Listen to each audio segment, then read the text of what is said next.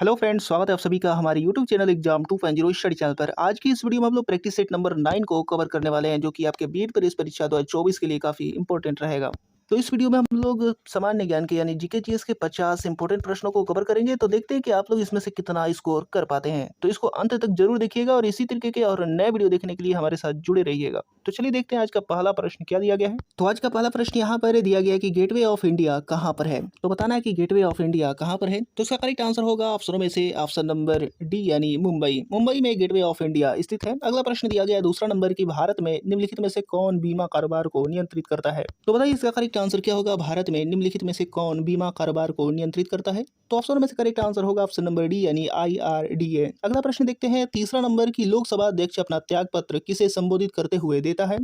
तो इसका correct answer बताइए किसे संबोधित करते हुए लोकसभा अध्यक्ष अपना त्यागपत्र देता है। तो इसका करेक्ट आंसर हो जाएगा ऑप्शन नंबर सी यानी लोकसभा के उपाध्यक्ष को संबोधित करते हुए देता है। अगला प्रश्न दिया गया है चौथा नंबर की भारतीय राष्ट्रीय कांग्रेस के प्रथम सत्र की अध्यक्षता किसने की है। तो बताना है कि किसने की थी भारतीय राष्ट्रीय कांग्रेस के प्रथम सत्र की अध्यक्षता। तो इसका करेक्ट आंसर हो जाएगा ऑप्शन नंबर सी यानी WC बनर्जी ने। अगला प्रश्न पांचवा नंबर दिया गया कि निम्नलिखित में से किस लेखक ने अकबर के दीन इलाही को उनकी मूर्खता का न कि बुद्धिमत्ता का स्मारक कहा है। तो बताना है इसका करेक्ट आंसर क्या होगा, किस लेखक ने कहा है। तो इसका करेक्ट आंसर हो जाएगा ऑप्शन नंबर बी यानी विंसेंट स्मिथ ने। अगला प्रश्न दिया गया है 6 नंबर की निम्नलिखित में से भारत का कौन सा क्षेत्र पारिस्थितिकी अति क्रियाशील स्थल हॉटस्पॉट माना जाता है। तो बताना है कि कौन सा क्षेत्र माना जाता है। तो इसका करेक्ट आंसर हो जाएगा ऑप्शन में से ऑप्शन नंबर सी यानी पश्चिमी घाट को माना जाता है। अगला प्रश्न यहाँ पर 7वां नंबर दिया गया कि ब्यूफर्ट स्केल पैमाना से क्या मापा जाता है। तो बताना है कि क्या मापा जाता है ब्यूफर्ट स्केल पैमाना से। तो इसका करेक्ट आंसर हो जाएगा ऑप्शन में से ऑप्शन नंबर सी यानी हवा की गति को मापा जाता है। अब अगला प्रश्न यहाँ पर दिया गया है 8वां नंबर की कचरा प्रबंधन की उस प्रणाली को क्या कहते हैं जिसमें सांद्रित समुच्चय से प्रदूषकों को हटाने या निष्प्रभावी करने के लिए सूक्ष्म जीवों का प्रयोग किया जाता है। तो बताना है कि उस प्रणाली को क्या कहते हैं। तो इसका करेक्ट आंसर हो जाएगा ऑप्शनों में से ऑप्शन नंबर सी यानी जैव उपचारीकरण कहते हैं। अगला प्रश्न 9 नंबर देखते हैं। अब यहाँ पर 9 नंबर दिया गया है कि सूचना प्रौद्योगिकी नेटवर्किंग में निम्नलिखित युक्तियों की सूची में से कौन सी युक्ति का प्रयोग भौतिक परत यानी फिजिकल लेयर में होता है। तो बताना इसका करेक्ट आंसर क्या होगा। तो ऑप्शन दे रखा है और इसमें से करेक्ट आंसर होगा ऑप्शन नंबर ए यानी रिपीटर। अगला प्रश्न देखते हैं। अगला प्रश्न यहाँ पर दिया गया है कि प्रकृति में पानी का सबसे शुद्ध रूप क्या है। तो प्रकृति में पानी का सबसे शुद्ध रूप बताना है। तो इसका करेक्ट आंसर हो जाएगा ऑप्शन में से ऑप्शन नंबर ए यानी वर्षा का जल। इसके बाद अगला का प्रश्न हम देखते हैं। अगला प्रश्न यहाँ पर दिया गया है 11 नंबर की ऊर्जा का वह कौन सा स्रोत है जो सबसे कम भूमंडलीय तापमान बढ़ाता है। तो बताना है कि सबसे कम भूमंडलीय तापमान कौन बढ़ाता है। तो इसका करेक्ट आंसर हो जाएगा दिए गए ऑप्शनों में से ऑप्शन नंबर बी यानी भूतापीय ऊर्जा। अगला प्रश्न देखते हैं।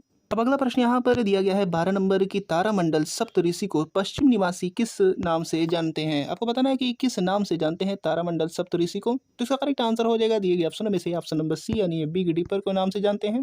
अब अगला प्रश्न देखते हैं 13 नंबर की ब्रिज किस में अपनाई जाने वाली तकनीक है। तो ब्रिज किस में अपनाई जाने वाली तकनीक है। तो इसका करेक्ट आंसर हो जाएगा ऑप्शनों में से ऑप्शन नंबर बी यानी कुश्ती में। अगला प्रश्न देखते हैं 14 नंबर की निम्नलिखित में से किस पुस्तक को समाजवाद की बाइबिल कहते हैं। इसका करेक्ट आंसर हो जाएगा समाजवाद की बाइबिल जो है वो किस पुस्तक को कहते हैं। तो ऑप्शन नंबर बी करेक्ट हो जाएगा दास कैपिटल को। अगला प्रश्न देखते हैं। यहाँ पर ऑप्शन नंबर बी करेक्ट होगा। अगला प्रश्न यहाँ पर 15 नंबर दिया गया कि मंदिरों का शहर किसे कहा जाता है। तो इसका करेक्ट आंसर बताइए क्या होगा, मंदिरों का शहर किसे कहा जाता है। तो यहाँ पर ऑप्शनों में से करेक्ट आंसर हो जाएगा ऑप्शन नंबर ए यानी मदुरई को कहा जाता है। अगला प्रश्न देखते हैं 16 नंबर की स्वर्ण जयंती शहरी रोजगार योजना SJSRY का मुख्य उद्देश्य किस प्रकार के रोजगार को अवसर उत्पन्न कराना है। तो इसका करेक्ट आंसर क्या होगा। तो यहाँ पर ऑप्शन दे रखा है और इसमें से करेक्ट आंसर बताइए। तो इसका करेक्ट आंसर हो जाएगा शहरी क्षेत्रों में स्वरोजगार और मजदूरी रोजगार दोनों। अगला प्रश्न देखते हैं 17 नंबर की भारत में हरित क्रांति का जनक किसे कहा जाता है। तो बताइए इसका करेक्ट आंसर क्या होगा, हरित क्रांति का जनक भारत में किसे कहा जाता है। तो इसका करेक्ट आंसर होगा ऑप्शन नंबर बी यानी नॉर्मन बोरलॉग को। अगला प्रश्न देखते हैं। अगला प्रश्न यहाँ पर 18 नंबर दिया गया कि रेडियो की ट्यूनिंग के लिए प्रयुक्त घटक मूलतः एक होती है, क्या होते हैं यहाँ को बताना है यहाँ पर ऑप्शनों में से। तो इसका करेक्ट आंसर हो जाएगा ऑप्शनों में से ऑप्शन नंबर बी यानी संगणक होता है। रेडियो की ट्यूनिंग के लिए प्रयुक्त घटक जो होता है वो एक संगणक होता है। अगला प्रश्न देखते हैं 19 नंबर। अब यहाँ पर 19 नंबर दिया गया है कि निम्नलिखित में से कौन दाता परमाणु नहीं है। तो बताना है कि कौन दाता परमाणु नहीं है। तो ऑप्शन दे रखा है और इसमें से करेक्ट आंसर क्या होगा। तो इसका करेक्ट आंसर हो जाएगा ऑप्शन नंबर डी यानी एल्यूमिनियम। एल्यूमिनियम जो है वो दाता परमाणु नहीं है। अगला प्रश्न यहाँ पर 20 नंबर दिया गया है कि सुभाष चंद्र बोस ने निम्नलिखित में से किस पार्टी की स्थापना की थी। तो बताना है कि किस पार्टी की स्थापना की थी सुभाष चंद्र बोस ने। तो ऑप्शन दे रखा है और इसमें से करेक्ट आंसर होगा ऑप्शन नंबर डी यानी फॉरवर्ड ब्लॉक की। अगला प्रश्न देखते हैं 21 नंबर की प्रकाश संश्लेषण के दौरान उन्मुक्त ऑक्सीजन कहाँ से आती है।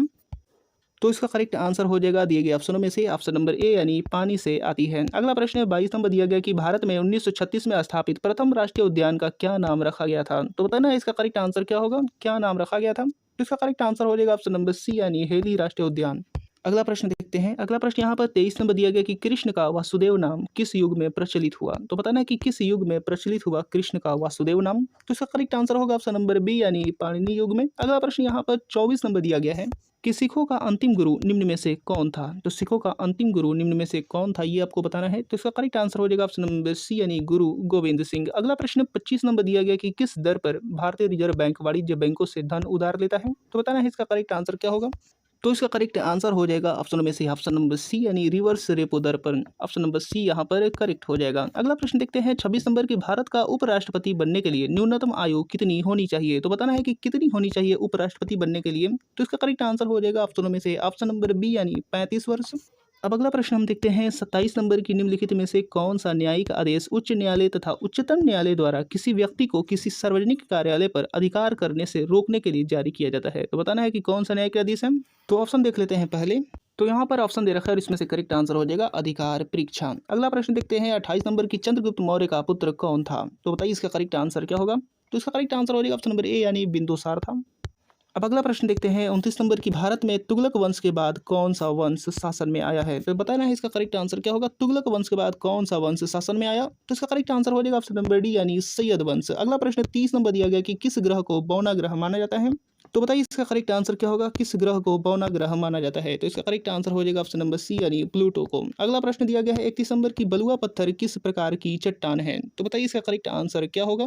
इसका करेक्ट आंसर हो जाएगा ऑप्शन नंबर डी यानी असादी चट्टान है बलुआ पत्थर। अगला प्रश्न देखते हैं 32 नंबर की गेहूं एक है। बताना है ऑप्शनों में से कि क्या है गेहूं। तो इसका करेक्ट आंसर हो जाएगा ऑप्शनों में से ऑप्शन नंबर बी यानी औषधि है, औषधि है गेहूं। इसके बाद अगला प्रश्न देखते हैं 33 नंबर की सांप कछुआ छिपकली तथा मगरमच्छ जंतुओं की किस श्रेणी में आते हैं। तो इसका करेक्ट आंसर क्या होगा, जल्दी से बताइए कि किस श्रेणी में आते हैं। तो इसका करेक्ट आंसर होगा ऑप्शन में से ऑप्शन नंबर सी यानी सरीसृप श्रेणी में आते हैं। अगला प्रश्न देखते हैं 34 नंबर की मृदा में जल तनाव मापने के लिए प्रयोग किए जाने वाले यंत्र को क्या कहा जाता है। तो बताना है कि क्या कहा जाता है मृदा में जल तनाव मापने के लिए प्रयोग किए जाने वाले यंत्र को। तो इसका करेक्ट आंसर हो जाएगा ऑप्शन नंबर डी यानी तनाव मापी कहा जाता है। अगला प्रश्न देखते हैं 35 नंबर की बल का एसआई मात्रक क्या है। तो यहाँ पर बताना है फोर्स का एसआई यूनिट यानी बल का। तो इसका करेक्ट आंसर होगा ऑप्शन नंबर सी यानी न्यूटन होता है। अगला प्रश्न दिया गया है 36 नंबर की निम्नलिखित में से कौन सा एक बुरा उष्मा परिचालक है। तो बताना है इसका बैड कंडक्टर क्या है, इसका बैड कंडक्टर। तो इसका करेक्ट आंसर मैं आपको बता दे रहा हूँ, बुरा उष्मा परिचालक यानी हीट का बैड कंडक्टर हो जाएगा ऑप्शन नंबर सी यानी सीसा। सीसा जो है यहाँ पर बुरा उष्मा परिचालक है। अगला प्रश्न 37 नंबर दिया गया है कि नीति आयोग का निर्माण निम्नलिखित में से किस संस्था के स्थान पर किया गया है। तो बताना है इसका करेक्ट आंसर क्या होगा, नीति आयोग का निर्माण किस संस्था के स्थान पर किया गया है।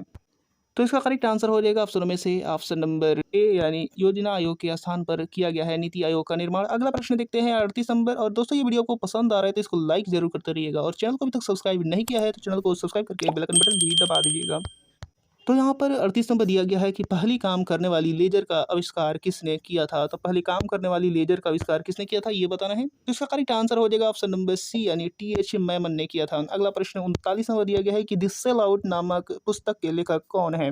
तो इसका करेक्ट आंसर हो जाएगा ऑप्शनों में से ऑप्शन नंबर ए यानी पॉल बेटी। पॉल बेटी जो है वो द सेल आउट नामक पुस्तक के लेखक हैं। अगला प्रश्न यहाँ पर 40 नंबर दिया गया है कि निर्माण के पश्चात आजाद हिंद फौज अंग्रेजी भारतीय सेना के विरुद्ध डैश क्षेत्र में कार्यवाही कर रही थी। तो बताना है कि किस क्षेत्र में कार्यवाही कर रही थी। तो इसका करेक्ट आंसर हो जाएगा ऑप्शन नंबर डी यानी इम्फाल और कोहिमा के क्षेत्र में। अगला प्रश्न यहाँ पर 41 नंबर दिया गया है कि महाराष्ट्र के पोला त्योहार में किस जानवर को पूजा की जाती है। आपको बताना कि किस जानवर पूजा की जाती है। तो इसका करेक्ट आंसर हो जाएगा ऑप्शन में से ऑप्शन नंबर बी यानी वृषभ को। अगला प्रश्न देखते हैं। अगला प्रश्न यहाँ पर 42 नंबर दिया गया कि भारत का संविधान भारत के महान्यायवादी की नियुक्ति का अधिकार डैश को देता है। आपको बताना है कि किसको देता है। तो इसका करेक्ट आंसर हो जाएगा ऑप्शन नंबर बी यानी राष्ट्रपति को देता है। अगला प्रश्न दिया गया 43। इसके बाद अगला प्रश्न यहाँ पर 43 नंबर दिया गया है कि किस देश की राइस्टेक कंपनी ने 1900 के दशक में बासमती चावल पर एक स्वाधिकार प्राप्त करने का प्रयास किया था। तो बताना है कि किस देश के राइस्टेक कंपनी ने किया था एक स्वाधिकार प्राप्त करने का प्रयास। तो इसका करेक्ट आंसर होगा ऑप्शन नंबर सी यानी संयुक्त राज्य अमेरिका ने। अगला प्रश्न यहाँ पर 44 नंबर दिया गया कि भारत का मूल रूप संविधान डैश द्वारा हाथ से लिखा गया था। तो किसके द्वारा हाथ से लिखा गया था। तो जल्दी से इसका करेक्ट आंसर बताइए। तो इसका करेक्ट आंसर हो जाएगा ऑप्शन नंबर सी यानी प्रेम बेहरी नारायण रायजादा द्वारा। अगला प्रश्न यहाँ पर 45 नंबर दिया गया कि जब महात्मा गांधी की रेल गाड़ी से जबरन उतारा गया तब वे दक्षिण अफ्रीका में कहाँ जा रहे थे। तो बताना है कि जब महात्मा गांधी को रेलगाड़ी से जबरन उतारा गया तो दक्षिण अफ्रीका में कहाँ जा रहे थे। तो इसका करेक्ट आंसर हो जाएगा ऑप्शनों में से ऑप्शन नंबर ए यानी प्रिटोरिया जा रहे थे। अगला प्रश्न देखते हैं 46 नंबर की निम्नलिखित में से नृत्य का कौन सा प्रकार असम से संबंधित है। तो इसका करेक्ट आंसर आप लोग कमेंट बॉक्स में बताएंगे, क्योंकि ये हर बार हर क्वेश्चन में हर पेपर में यह क्वेश्चन पूछा जाता है। तो इसका कमेंट बॉक्स में आप लोग बताइए, एकदम आसान क्वेश्चन है। अगला प्रश्न देखते हैं, तब तक यहाँ पर 47 नंबर डैश योजना के तहत खोले गए सभी बैंक खातों में ₹5,000 ओवरड्राफ्ट की सुविधा दी गई है। तो बताना है कि किस योजना के तहत यहाँ पर होगा। तो इसका करेक्ट आंसर हो जाएगा ऑप्शन में से ऑप्शन नंबर सी यानी प्रधानमंत्री जन धन योजना के तहत। अगला प्रश्न देखते हैं 48 नंबर की मौर्य राजवंश की स्थापना मगध में हुई थी, जो वर्तमान में डैश के नाम से जाना जाता है। तो बताना है कि किस नाम से जाना जाता है। तो इसका करेक्ट आंसर हो जाएगा ऑप्शन में से ऑप्शन नंबर सी यानी बिहार नाम से जाना जाता है। अगला प्रश्न देखते हैं 49 नंबर। अब यहाँ पर 49 नंबर दिया गया है कि निम्नलिखित में से कौन सा अंग अप्रयुक्त या क्षतिग्रस्त बिम्बाणु को हटाने में सक्षम है। तो बताना है कौन सा अंग यहाँ पर सक्षम है। तो इसका करेक्ट आंसर हो जाएगा दिए गए ऑप्शनों में से ऑप्शन नंबर सी यानी तिल्ली। तिल्ली जो है यहाँ पर अप्रयुक्त या क्षतिग्रस्त बिम्बाणु को हटाने में सक्षम है। अगला प्रश्न देखते हैं 50 नंबर, जो कि इस वीडियो का लास्ट प्रश्न है। इसके बाद अगला और इस वीडियो का लास्ट प्रश्न यहाँ पर 50 नंबर दिया गया है कि मिश्र धातु गुलाब सोने में से सोने का अलावा अन्य कौन सी धातु शामिल है। तो बताना है इसका करेक्ट आंसर क्या होगा, दिए गए ऑप्शनों में से कौन सा धातु शामिल है। तो इसका करेक्ट आंसर हो जाएगा ऑप्शन नंबर डी यानी तांबा। तो उम्मीद करता हूँ कि वीडियो आपको पसंद आया होगा और इसी तरीके के और नए वीडियो देखने के लिए हमारे साथ जुड़े रहिएगा। और आने वाली वीडियो में हम लोग हिंदी के 50 इंपॉर्टेंट प्रश्नों को कवर करेंगे। तो मिलते हैं अगले वीडियो में, तब तक के लिए धन्यवाद।